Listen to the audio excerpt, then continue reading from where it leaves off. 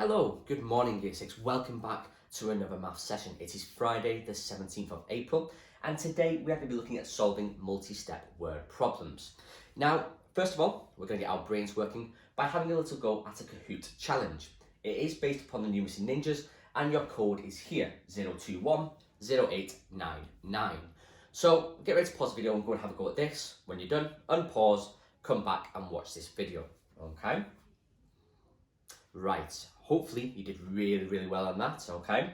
So, now that our brain's working, let's look at solving this. Now we've been looking at place value this week and it is no different today. We're going to continue looking at place value, but in the case of word problems. Now let's have a quick refresh about here. Again, all my units, my tens, my hundreds, my thousands are all lined up and it's a fairly straightforward walk through at this point now then. So if I choose a colour that you'll be able to see, let's go with green. 6 plus 9 is of course 15, okay?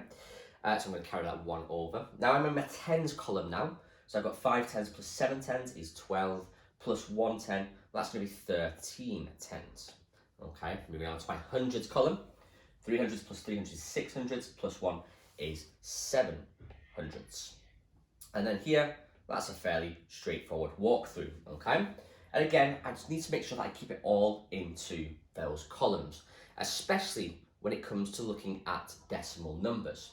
So here's one here.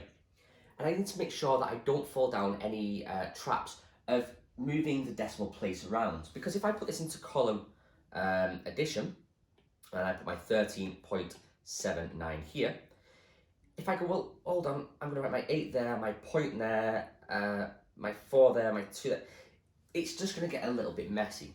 So always make sure that you keep into those columns, okay? It is no different even with decimal numbers. So I'm going to put my decimal place in first to make it nice and clear where I'm going. And it's going to be 24.8. Now, 24.8 is the same as 24.80, okay? So I can do that now here. 9 plus 0 is indeed 9, okay? I'm into this tenths column now. 7 plus 8, well, that is 15. Decimal place needs to go into the exact same place. It is not going to move, okay? Again, 1 plus 3 plus 4 is, of course, 8. And then 1 plus 2 in my tens column gives me the 3 for 30. So 13.79 plus 24.8 is indeed 38.59. Okay, but we are looking at word problems today. And here is a word problem for you. Sapna buys 2 CDs for £4.79 each. She buys a DVD for £11.50 and a pack of batteries for £4.25. Can you find the change from £30? Now, there's lots of different little steps here, so I want you to pause the video and have a go at solving this question. Sapna buys 2 CDs for £4.79 each, a DVD for £11.50 and a pack of batteries for £4.25. Find the change from £30. So, pause the video and have a go at that. Okay then, let's go through this together. Now, important information would probably be my first port of call. Remember that rucksack, okay? I need to read it. I need to underline any important information. Well, it is quite important, okay, that she buys 2 CDs at this price each, okay? The DVD for that price is quite important, and the batteries for that price is also quite important. The main thing that I'm actually trying to find though is not the price of these items, I need to find the change from £30. So I've got some different steps. My first step is going to come here. How much have I paid for these 2 CDs? They are £4.79 each. So I can do 4.79 and I could times that by 2. I could add it together twice. The choice is completely up to you. As we're doing place value, I'm going to stick with this method here. Okay, I'm just going to add them together twice, just times it by 2, and work my way through. So that would be there, that would be there. Decimal place does not move, of course, and then that one would be there. So I know that these 2 CDs have cost £9.58. So I've worked out my CDs, I know the price of a DVD, and I know the price of a pack of batteries. So I now have to add all of these together to find her total cost. So that is the 2 CDs at £9.58 for both of them.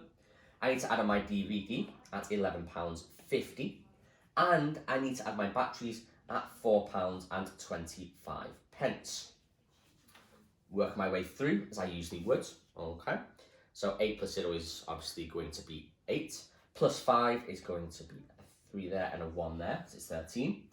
5 plus 5 is 10, plus my 2 is 12, plus my 1 is 13. Decimal place, okay. And then I do 9 plus 1 is 10, plus 4 is 14, plus this one here, of course, is going to be 15. Next one, there we go. I now know her total cost was £25.33. But I've not finished there yet because I've not actually answered the question. The question says, find the change from £30. So, my final step is to do £30, okay? And I can put in my decimal numbers there, £30 and no pence. It's minus my total of £25.33. And I can now solve this to find out how much change she would get. Well, I can't quite do this straight away because 0 minus 3 is going to be a negative number. So I'm going to have to borrow to make sure that I can work in this method. So I'm going to borrow from here to be a 2, that's going to be a 10. Still can't do it, borrow again.